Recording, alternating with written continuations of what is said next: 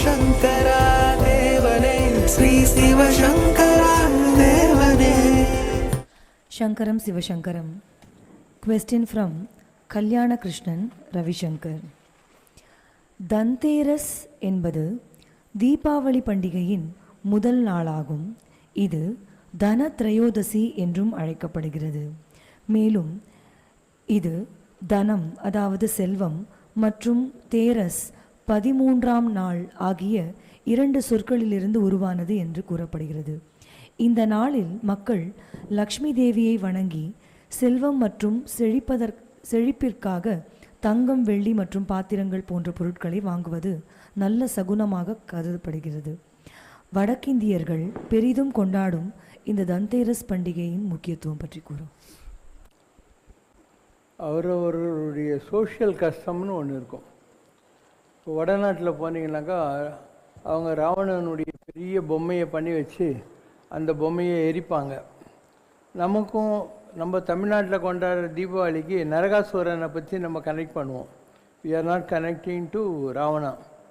அந்த மாதிரி ஒவ்வொருத்தருக்கும் ஒரு சோஷியல் கஸ்டம் இருக்குது. அவங்க பெரியவங்க என்ன பண்ணிகிட்டு இருந்தாங்களோ அதை இவங்க அப்படியே ஈடிச்சாங்க காப்பி மாதிரி பண்ணிக்கிட்டு இருக்காங்க.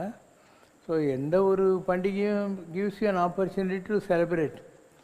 To celebrate life, all that you need is an attitude, not a reason or a date. இல்லையா? To celebrate every day புது ட்ரெஸ் போடு, எவ்ரிடே நல்லா சாப்பிடு. Who stops you from doing? அமெரிக்காவில் you go to Las Vegas, Los Angeles and all, every day there is a cracker show. ஒவ்வொரு நாளுமே cracker show தான். ரொம்ப பெரிய அளவுக்கு அங்கே இருந்துக்கிட்டே இருக்கும். அவங்க என்ன தீபாவளி நினச்சா கொண்டாடுறாங்க. ஸோ இட்ஸ் ஆல் அந்தந்த இடத்துல இருந்த ஜனங்களுடைய சோஷியல் திங்கிங் அண்ட் கஸ்டமில் வந்த விஷயங்கள். Otherwise life is a celebration. Life is full of celebration. ஒரு டிஎன் சேஷன் ஒரு எலெக்ஷன் கமிஷனர் இருந்தார் இல்லையா, chief election commissioner. He came here. நம்ம இடத்துக்கு வந்துட்டு நம்ம விசர்ஸ் புக்கில் அவர் எழுதினார், in Ramaraja life is a celebration அப்படின்னு எழுதினார். ஸோ எவ்ரிடே இப்போ நீங்கள் உட்காந்துருக்கீங்க, உங்களுக்கு ஒரு உப்புமா வந்துச்சு, பழம் வந்துச்சு, ஒரு ஸ்வீட்டு, காரம், ஏதோ ஒன்று வந்துக்கிட்டு தானே இருக்குது. இதை நீ தீபாவளின்னு சொல்லி சாப்பிட்டா என்ன, சாதாரண நாள் சாப்பிட்டா என்ன? It's your own prerogative to dress well, eat well and things. இப்போ நீங்கள் மோஸ்ட்லி பார்த்தீங்கன்னா நான் ஒவ்வொரு நாளும் போடுற ட்ரெஸ்ஸுமே புது ட்ரெஸ் தான். அப்போ நான் என்ன தீபாவளியை கொண்டாடின்னு இருக்கேன்? ஒவ்வொருத்தருக்கும் தலையெழுத்துன்னு ஒன்று இருக்குது, பதவி பூர்வ புண்ணியானாம் அப்படின்னா. ஸோ அவங்கவுங்களுக்கு ஜாதகத்தில் என்ன மாதிரி அமைப்பு இருக்கோ. இப்போ ஒரு பெரிய பணக்காரன் இருப்பான், ஆனால் அவனுக்கு நல்ல ட்ரெஸ் பண்ணவே தெரியாது, you want have any dress sense. ஒரு சாதாரண ஆள் இருப்பான், you will be dressing well, keeping himself you know update. இதெல்லாம் கூட நம்முடைய ஜாதகத்தில் இருக்கிற பிளானட்ஸு, இதுக்கு முன்பிறவிகளில் உள்ள வாசனைகள். இதுக்கு முன்பிறவியில் நம்ம என்னவா இருந்தோமோ, இந்த பெருங்காய டப்பா எடுத்துட்டா பெருங்காயம் இல்லைன்னா கூட வாசனை இருக்கும். அந்த மாதிரி இதுக்கு முன்பிறவியில் நாம் என்னவாக இருந்தோமோ அதுக்கு ஏற்ற மாதிரி நம்முடைய நடை உடை பாவனைகள் இருந்துக்கினே தான் இருக்கும். இதெல்லாம் ஒரு பெரிய விஷயமே இல்லை. If you have the attitude, every day can be a celebration. In English there is a quotation மாதிரி, லிவ் இன் டேட்டட் கம்பார்ட்மெண்ட்ஸ் அப்படின்வாங்க. டேட்டட் கம்பார்ட்மெண்ட்ஸ்னால் என்ன? நேற்றை பற்றி கவலைப்படாத, நாளைக்கை பற்றி ஆச்சரியப்படுறதோ இல்லை பயப்படுறதுக்கோ ஒன்றும் இல்லை. This is real, this hour in fact not this day. ஏன்னா இந்த டே தான் இப்போ ஒரு 18 மணி நேரம் முடிஞ்சு போச்சு. காலையில் 6லேருந்து இப்போ வரைக்கும் 12:30 மணி முடிஞ்சு போச்சு. இன்னும் ஒரு 4 மணி நேரத்தில் நீ கொட்டாவி விட்டு தூங்க போகிற. அதனால் this is now or never. So லைஃப்ன்றது அந்தந்த நிமிஷத்தை என்ஜாய் பண்ண வேண்டிய ஒரு விஷயம். நீ போஸ்ட்போன் பண்ணிக்கிட்டே இருந்தால் போஸ்ட்போன் பண்ணிட்டே இருக்க வேண்டியது தான்.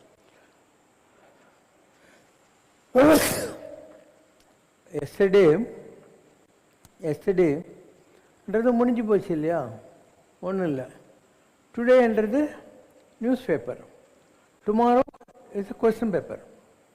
எப்படி இருக்கும் நமக்கு தெரியாது. இன்றைக்கி இருக்கிறது current affairs are going on. And yesterday is a waste paper. நேற்றை பற்றி இன்றைக்கி யாராவது நினச்சிக்கிட்டே இருப்பானா? It's a waste paper. So yesterday was a waste paper, today is a news paper, tomorrow is a question paper. So it is living in dated compartment. It is now or never. It is today or no other day. So எல்லா நாளும் celebration, லைஃப்பை enjoy பண்ணுங்கள். என்ன தீபாவளின்னா இல்லை இனி பண்டிகை நீங்கள் என்ன பண்ணுங்க, வீட்டை கொஞ்சம் சுத்தமாக வச்சுக்குவீங்க, எவ்ரிடே வச்சுக்கோங்களேன், யார் வேணான்னாங்க. போய் நல்ல ட்ரெஸ் போடுவீங்க, எவ்ரிடே போடுங்க, யார் வேணான்னாங்க இல்லையா. நல்லா சாப்பிட்ணும், சாப்பிட யார் வேணான்னு சொன்னான். ஸோ ஒன்றுமே ப்ராப்ளம் கிடையாது. ஒரு சினிமாவுக்கு போகிறதோ இல்லை டிவியில் உட்காந்துக்கிட்டு ஷோ பார்க்குறதோ அது எல்லாமே இன்றைக்கி எல்லா நாளும் பாசிபிள் தான். So never bother about festivals, all days are festivals.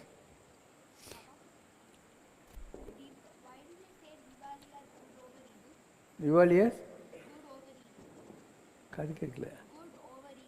Good over evil. There are so many stories. இப்போ வடநாட்டிலலாம் ராவண வதம் பண்ணுறாங்க, நம்ம ஊர்லெலாம் இவங்க நரகாசுரனை வதம் பண்ணது. அவங்க அம்மா வந்து சத்யபாமா வந்து வரங்கேட்டு வச்சுருந்தா, என் பையனை வந்து எல்லாரும் அந்த நாளை ரிமெம்பர் பண்ணணும் அப்படின்னு. இதே மாதிரி கேரளாவில் பலி சக்கரவர்த்தி இருக்கான் இல்லையா, அவனை வாமன அவதாரம் எடுத்து வந்து பகவான் பாதாளோகத்துக்கு மாற்றி விடுறாரு. அந்த நாளை எல்லாரும் செலிப்ரேட் பண்ணுறான், அதுதான் Thiruvonam. So all these are again social customs. அந்தந்த ஊரில் இருக்கிறவங்க ஏதோ ஒரு அவங்களுக்கு பிடிச்ச காரணத்துக்காக செலிப்ரேட் பண்ணுறாங்க, அவ்வளோதான்.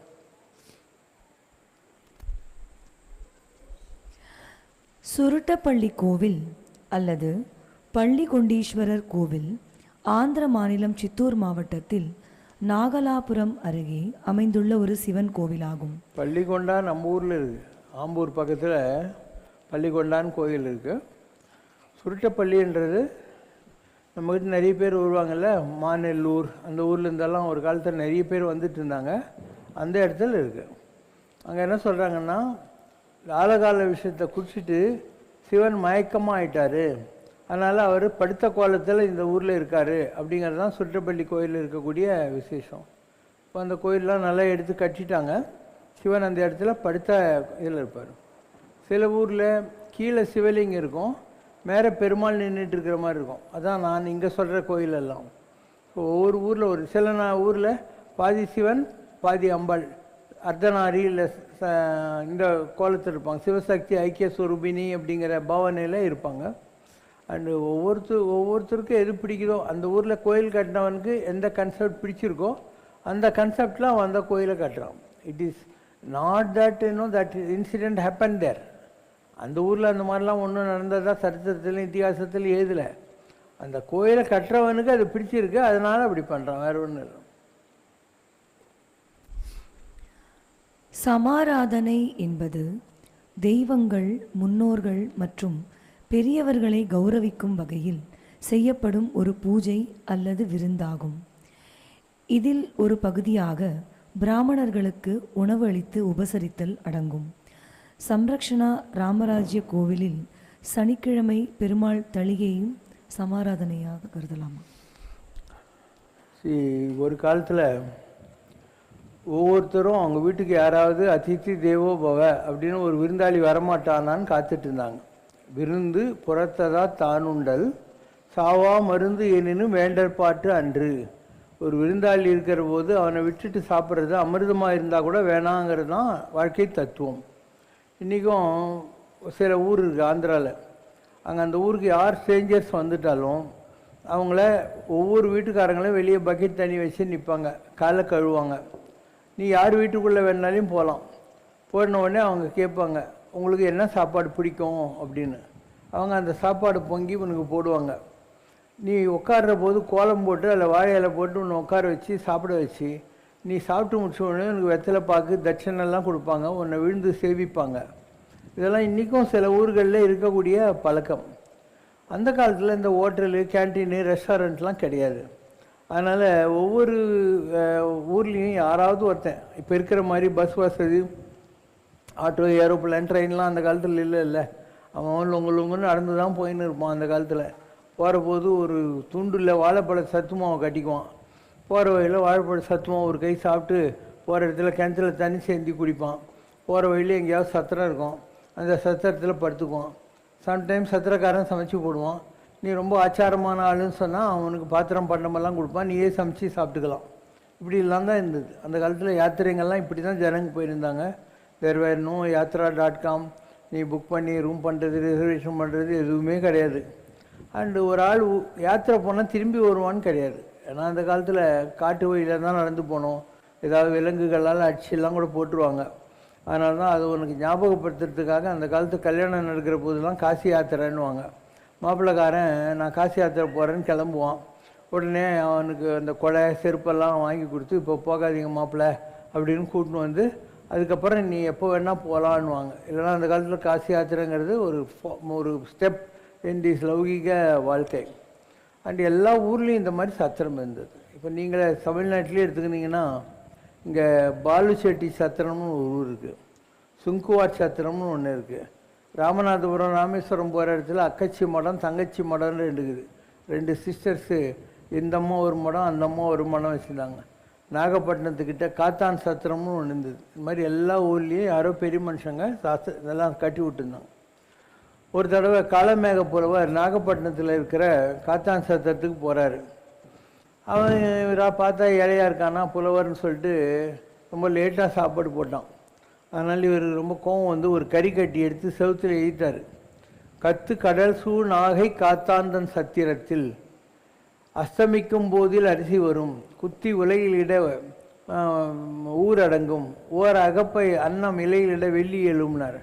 அவன் ஐயோ நீங்கள் புலவர்னு தெரியாது போயிடுச்சு சார், மன்னிச்சிருங்க, எங்கள் சத்திரத்து ஓனர் என்னை ஒரு வழி பண்ணிவிடுவார் அப்படின்றான். அவர் சொல்கிறார் நான் எழுதுன்னு தான்.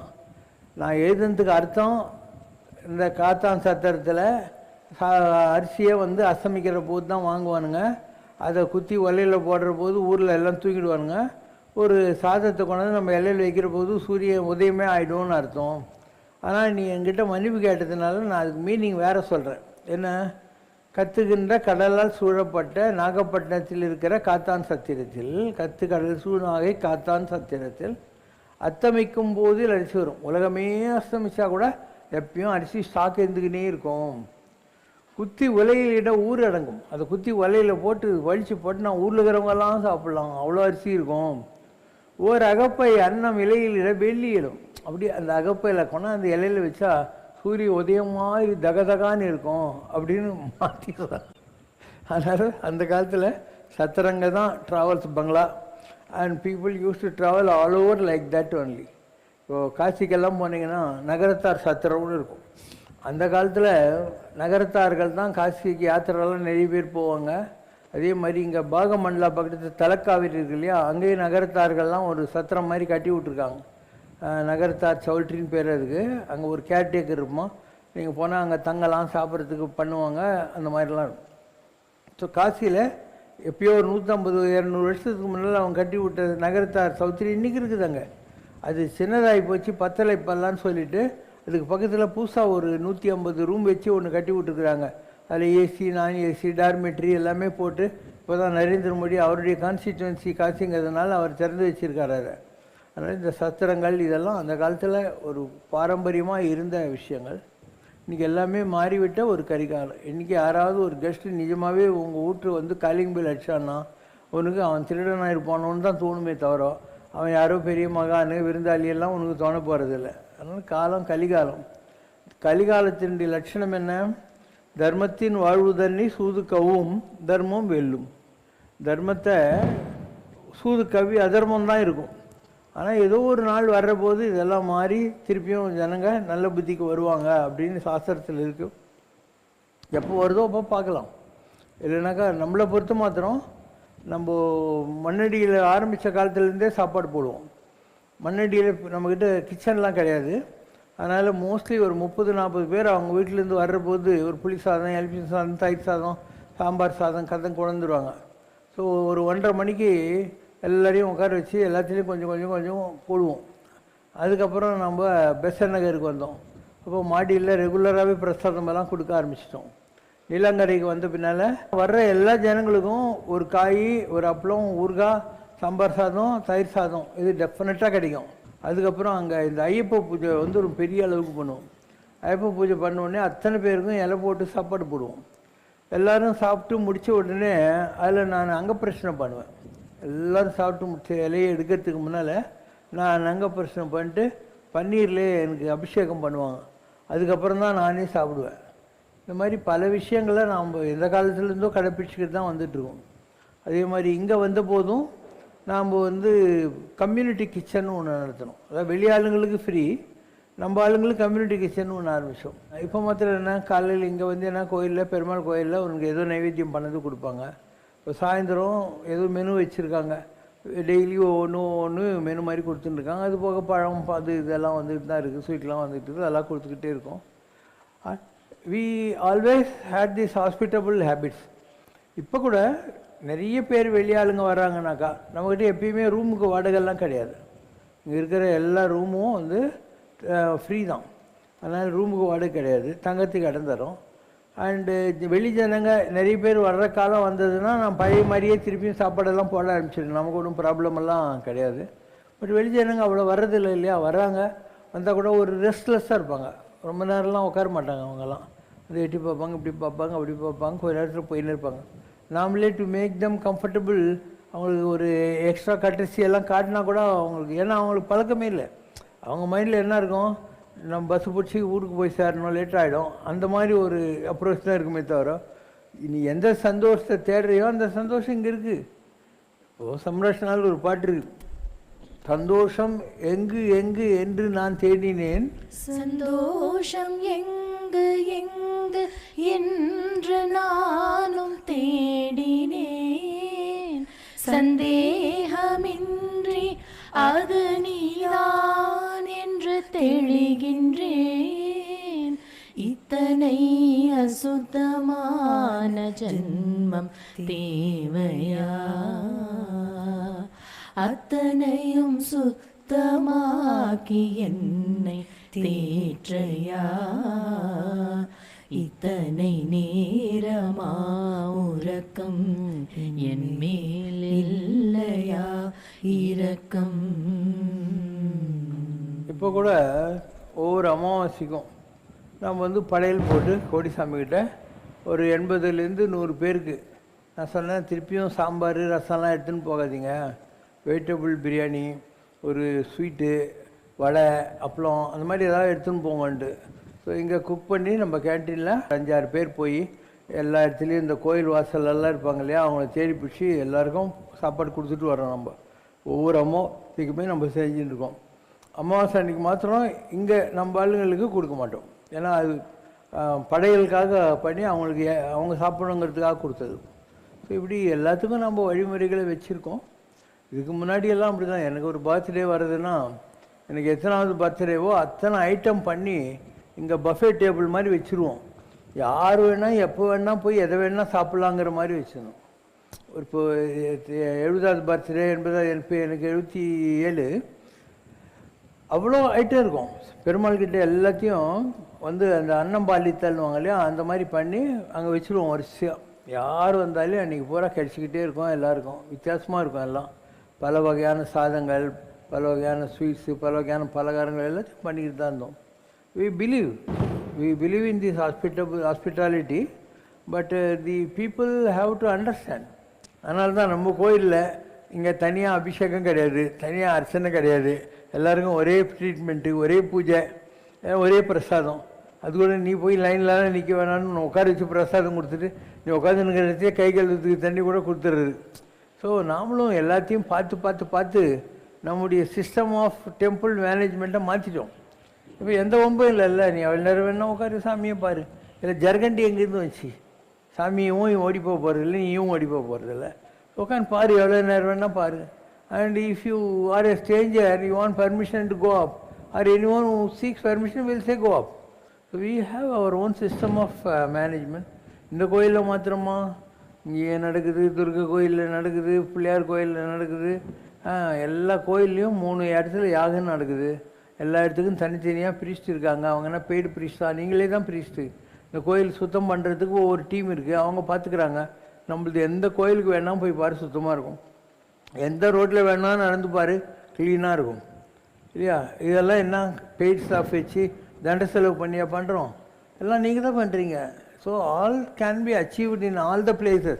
ఎంత మాత్రమున ఎవరు తలచిన అంత మాత్రమే నీవు, ఎంత మాత్రమున ఎవరు తలచిన అంత మాత్రమే నీవు అంతరాంతరము లెంచి చూడ పిండంతే నిప్పటి ఎన్నట్లు అంతరాంతరము లెంచి చూడ పిండంతే నిప్పటి ఎన్నట్లు ఎంత మాత్రమున ఎవరు తలచిన అంత మాత్రమే నీవు కొలుతురు మేము వైష్ణవులు కూనిమితో విష్ణుడని పలుకుతురు మేము వేదాంతులు పరబ్రహ్మమనుచు కొలుతురు మేము వైష్ణవులు కూరిమితో విష్ణుడని పలుకుదురు మేము వేదాంతులు పరబ్రహ్మమనుచు తలతురు మేము శైవులు తగిన భక్తులును శివుడనుచు తలతురు మేము శైవులు తగిన భక్తులును శివుడనుచు అలరి పొగడుదురు కాపాలి కులాది భైరవుండనుచు ఎంత మాత్రమున ఎవరు తలచిన అంత మాత్రమే నీవు